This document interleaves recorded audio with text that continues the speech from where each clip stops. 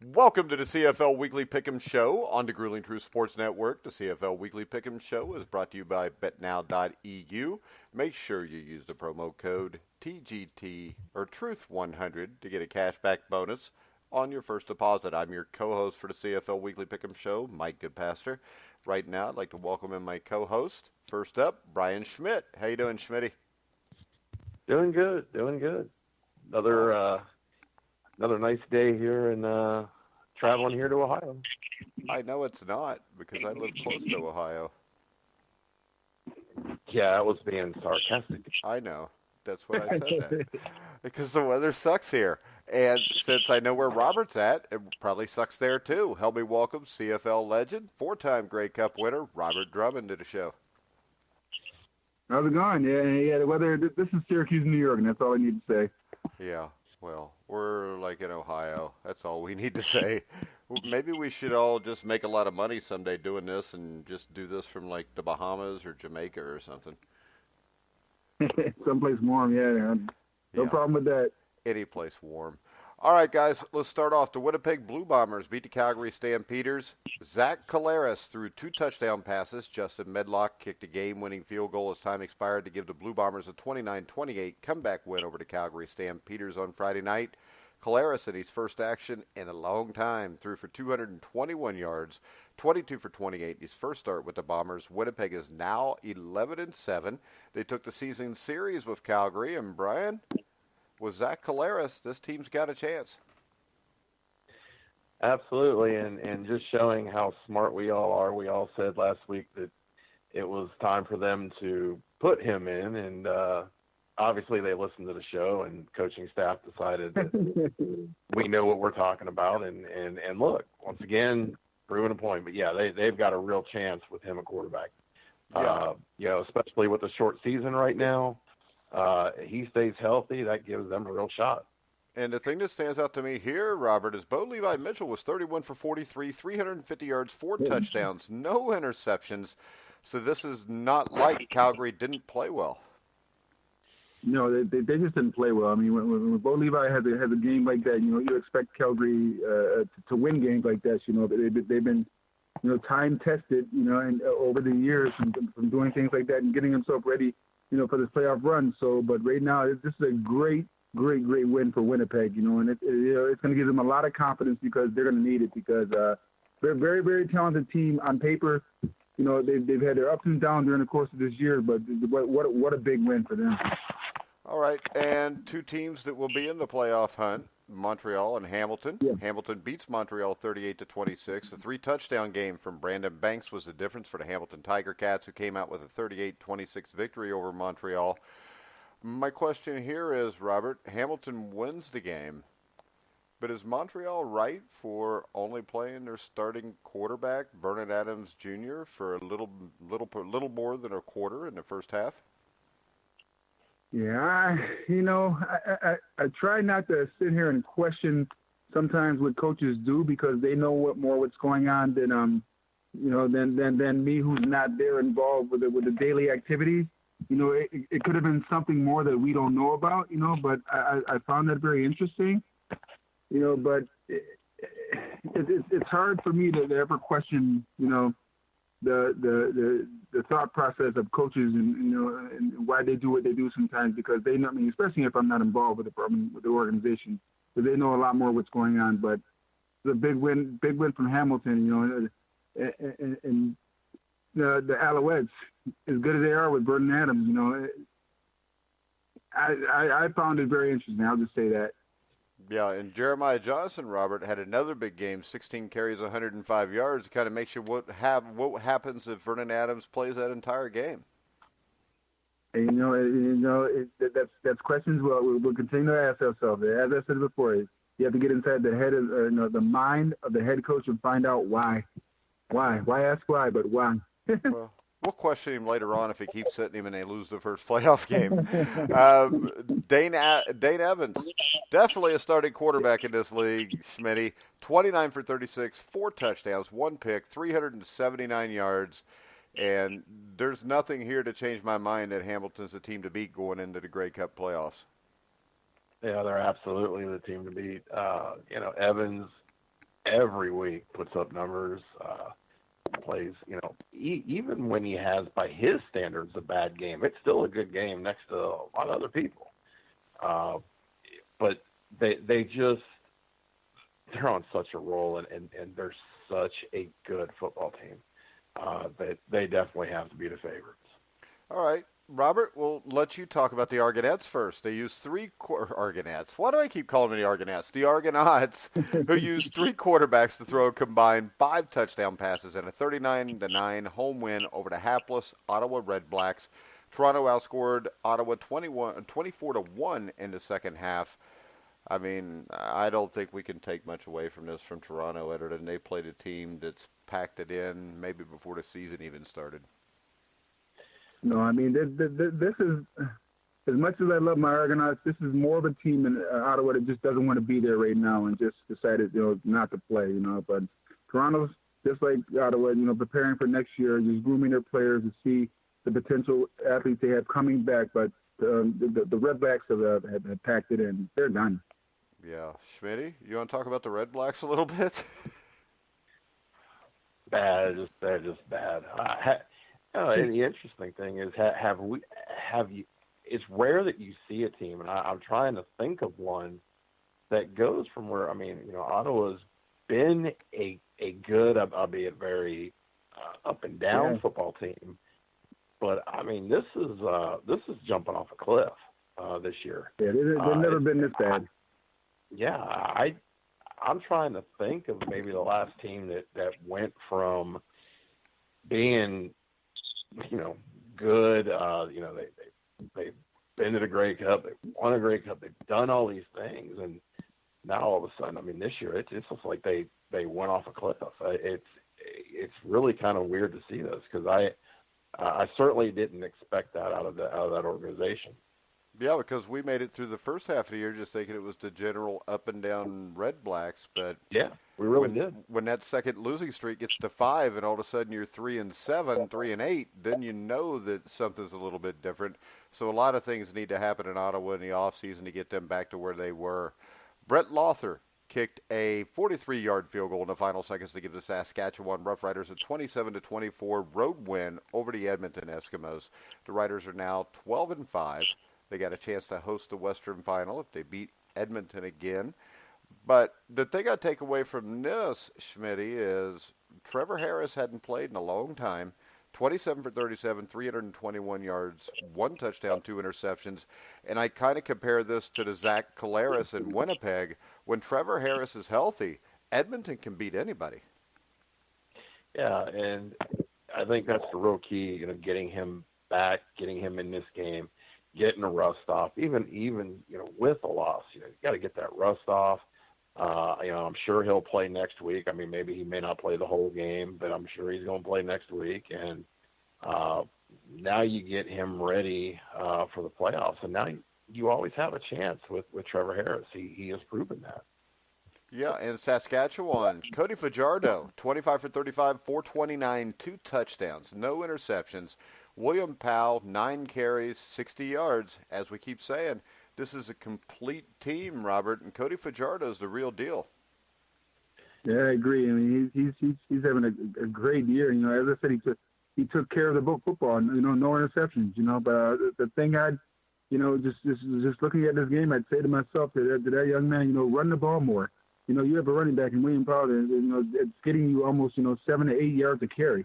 That's 2 carries. That's a first down. That's less than you have to throw the ball to something bad could happen. But if they can get the run game, going a lot more, they're going to be a tough out for anybody. All right, we're going to go ahead and look at the games coming up this week. The West Division is still up for grabs. Calgary, Saskatchewan. When you look at this, the Saskatchewan winner tie, they clinch first place and host the Western Final on November the 17th. Calgary still has a chance if you get a Saskatchewan loss. So we have some big games coming into week 21, and we're going to start off with a game that's not one of those games. As Montreal will travel to Ottawa, can we all just agree that Montreal wins no matter who plays quarterback here? Yeah, it doesn't matter. Montreal wins. Ottawa's they packed it in. They're done. Do you think Montreal could win, Schmidt, even if they played without a quarterback in this game? I think they probably could. I think they probably could. But here's my thing is going back to what we talked. Why not play Vernon Adams last week, and why not sit him this week or play him just a quarter this week? Well, maybe they won't play him at all. Yeah, but I think that's you obviously you don't want that rust. But at the same time, I think you could have played him the whole game last week and played him a quarter this week. And to me, that's the smarter end. But there may have been more to it than that. But I'm pretty sure they could play without a quarterback and beat Ottawa this week. Yeah, and it is locked in that Montreal is going to host Edmonton in the first round of the playoffs anyways. Correct. So maybe they're just trying to protect him because he has had injury problems in the past. Next up, the Edmonton Eskimos will play at Saskatchewan. This is a huge game for the Riders.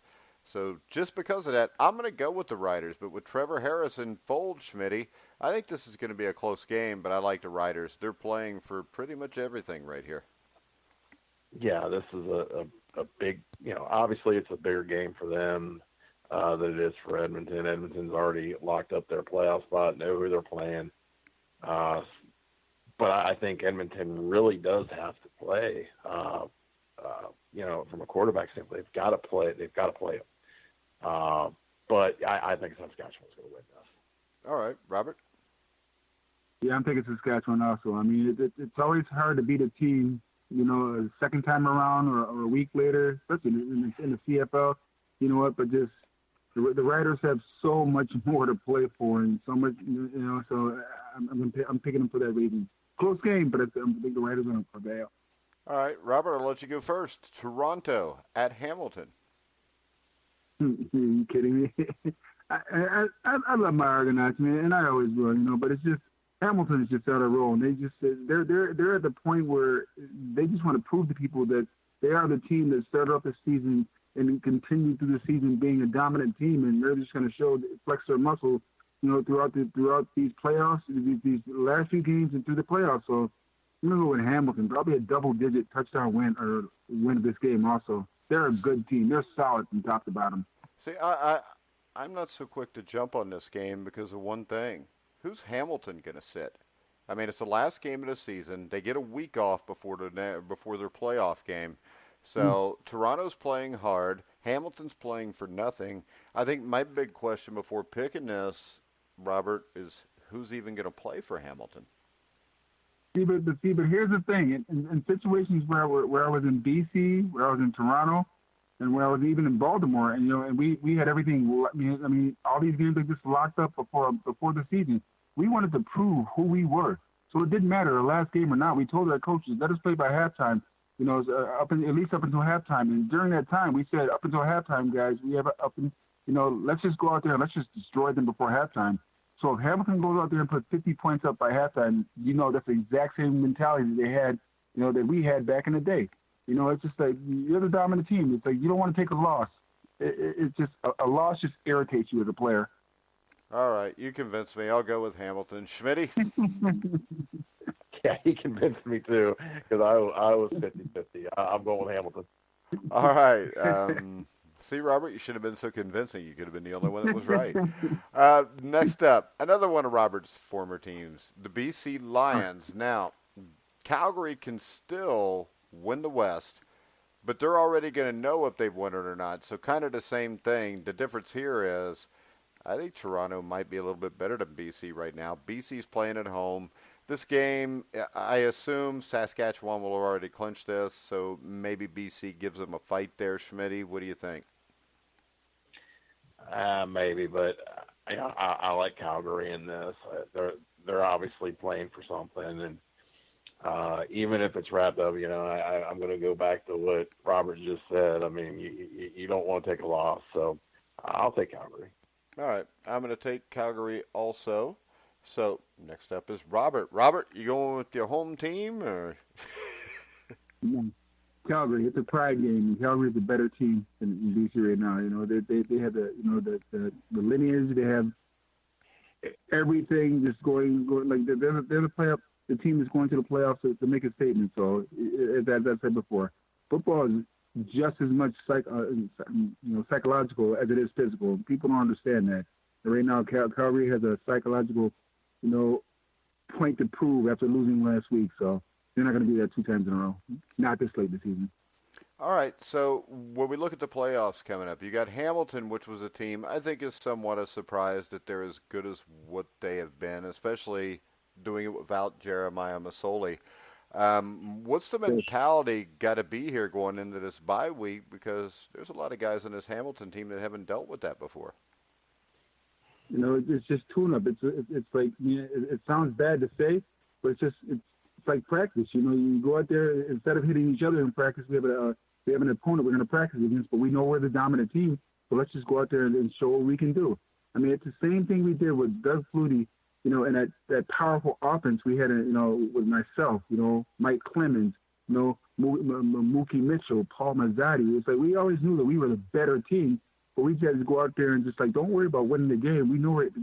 That's a forgiving, giving asset, but you just go out there and just execute. All we wanted to do was execute, not make mistakes, and go out there and be the best team on the field. And that's what these teams are thinking, especially Hamilton. They've been the most dominant team all year, and that's the mindset they're having right now. But how big of effect does this have that Dane Evans? This is his first time in the CFL playoffs, so it's not like he's Doug Flutie or Damon Allen that have been there repeatedly. Is there any worry there? He's having a great year. Look, I mean, just because he's a newcomer to the league doesn't mean he doesn't know how to play football. When Daryl Mitchell first came into the league, he exploded on the scene their first year. We're just like, okay, the kid's a good player. It's not his first rodeo at playing football. It's just his first rodeo in the CFL. But it was just football to him. Me the same way. And I said that in an interview one time after a game we played. Everyone was like freaking out that Mike Pringle wasn't playing in a CFL semifinal game. To get to the Grey Cup, and then they had me playing, and I was like, you know what, I'm a veteran to the game of football. I'm a rookie to the game, to the CFL game, and I went out there and had an amazing game. So Dane Evans is the same way. He's a quarterback that's got experience, that learned how to play the game and knows quarterback, and he's having a great year. So nothing's going to falter for this young man. He's just going to go out there, play relaxed, because if he wins, great. Everyone's going to cheer him on. If he loses, it's like, he was new to the league. So he's playing so relaxed, it's unreal, and he shows it week in and week out. Yeah, I think it's safe to say, Brian, that Dane Evans is playing with house money right now, especially since nothing was expected of him. Yep. Oh, 1,000%. Playing with house money, and that's a great way to play. I mean, there's no pressure. He's going out there and performing. He's turned himself into one of the top quarterbacks in the league.